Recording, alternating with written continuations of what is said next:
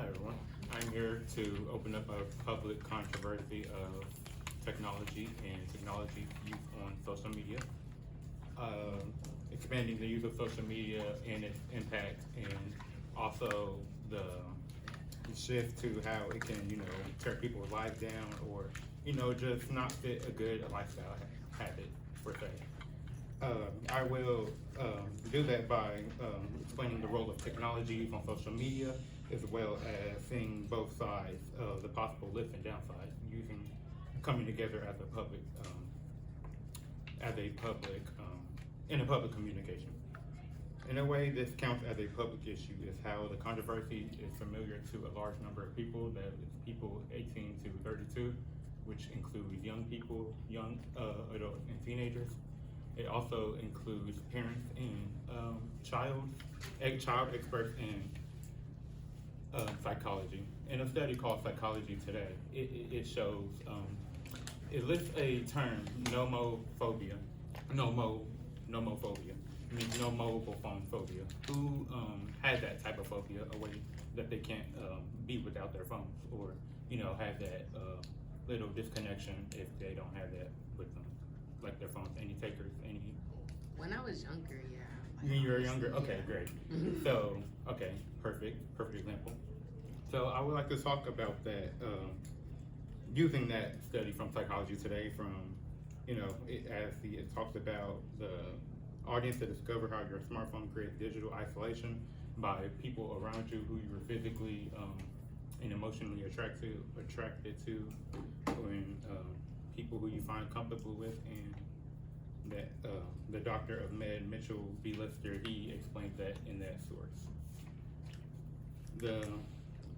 What does the current body of evidence tell us about social media today?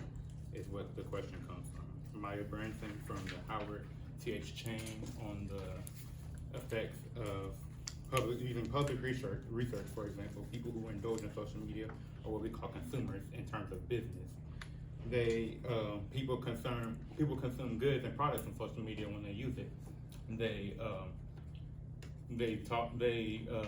find lifestyle habits. They do things that they enjoy. They find a lifestyle out of it, and do things that consume their needs and what they feel is great, and what they feel like it's perfect to fit their needs and their lifestyle. Again, I know I mentioned that again, but that is what that source talks about, and it balances our lifestyle, and how it balances our lifestyle, and the habit that it creates for us.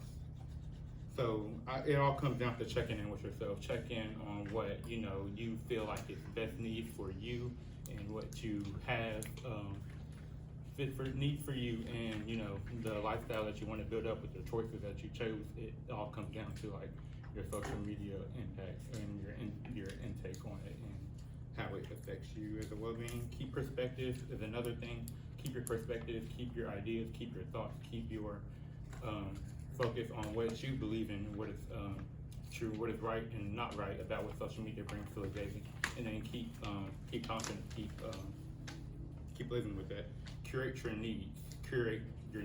That means to balance your needs. It means to take your needs, and then you never want to have to, it's already there, so it's there for you to, whenever you need to revisit something that you don't agree to, or what you believe is true on social media.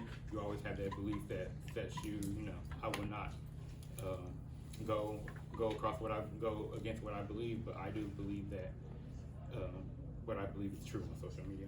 Set your boundaries. Boundaries are important. Like set in place your what you say, like your boundaries of routine is a good example. You have a routine that you set on a daily basis. Set that and apply it to social media, the technology use when you're using social media.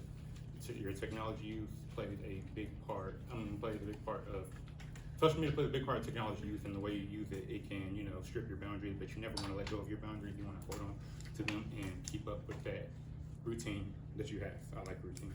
And then remember that nothing replaces getting together in person.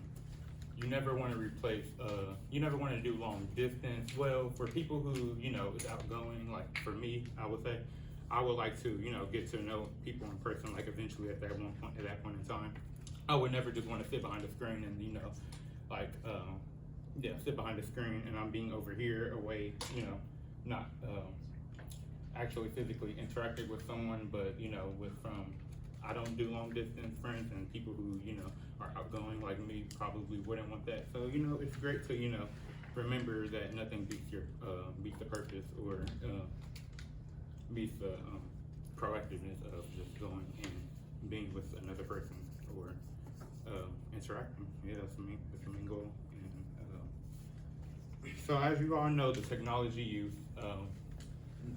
use for not stripping away, but keeping connected close, like per se, like meeting up with people, connecting with people, starting meeting with other business owners for real estate, and you know, that all comes together with, you know, handling technology wisely on social media that will play a part when you want to make a living off lifestyle habits, lifestyle choices. That plays a part when you have to go and, you know, you have to work for somebody or work and start earning money. Like I said, with economic terms, using business, that is good use for social media on that end. On this side, where it was stripped away, technology will strip away social media, your social media use for wise choices and better habits. It all has downsides at the end, but you come together and you find a lifestyle that fits for your habits. So I hope that it comes together and, you know,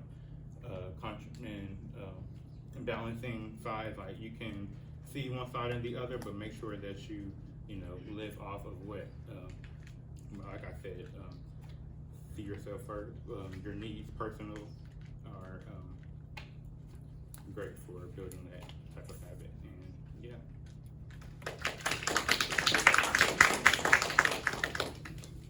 Awesome feedback for Keith. Pretty good. Yes, a You lot. keep getting a call on your phone. It's all right. Yeah. Went into a lot of depth.